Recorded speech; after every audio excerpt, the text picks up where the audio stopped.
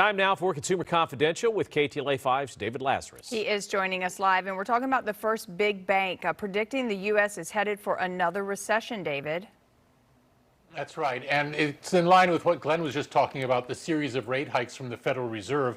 Deutsche Bank is now the first major bank to say those rate hikes and the impact on the economy will bring about a U.S. recession, probably around the end of next year, according to Deutsche Bank economists. Now, the Fed, which is planning a series of rate hikes to address inflation and cool the economy a little bit, is hoping to achieve what's known as a soft landing in economic terms. The Deutsche Bank economists say, it's probably not going to be a soft landing. It's going to be a very bumpy flight as the economy comes screeching to a halt because of rate hike after rate hike, and that in turn is going to bring about what Deutsche is expecting to be a relatively mild recession, probably in the fourth quarter of 2023.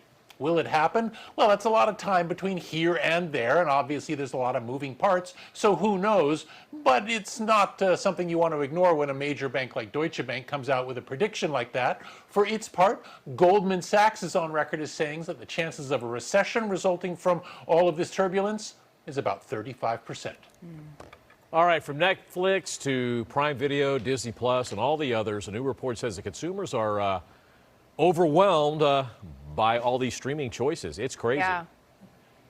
Yeah, and I totally get this because I've got more than one streaming service, and there's a ton of stuff out there. An embarrassment of riches, if you will. But a new survey from Nielsen, which is the ratings company that really has a good sense of what people are thinking out there in audience land, they say that about 46% of streaming users, that's roughly half, feel overwhelmed by the volume of content that's available, not just on Netflix or Hulu, but on all the streaming services and all the content that's available. In fact, according to Nielsen, as of February, there were 817,000 unique program titles available. That's movies, TV shows, special events, 817,000 choices, and that's up about 26% from the end of 2019. So that's a ton of stuff for people to wade through.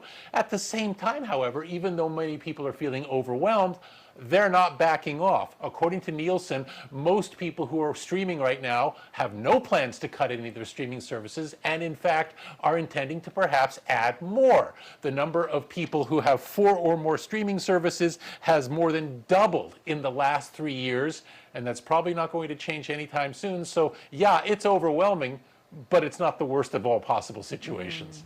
Yeah, Back to you guys. Except you're there for like 30 minutes trying to figure out what you want to watch, you know, that's... Yeah. Totally there. My wife walks by as I'm sitting there, screening through all this stuff. Yeah, it's embarrassing. Yeah. Little frustrating. All right, David, we'll see you tomorrow.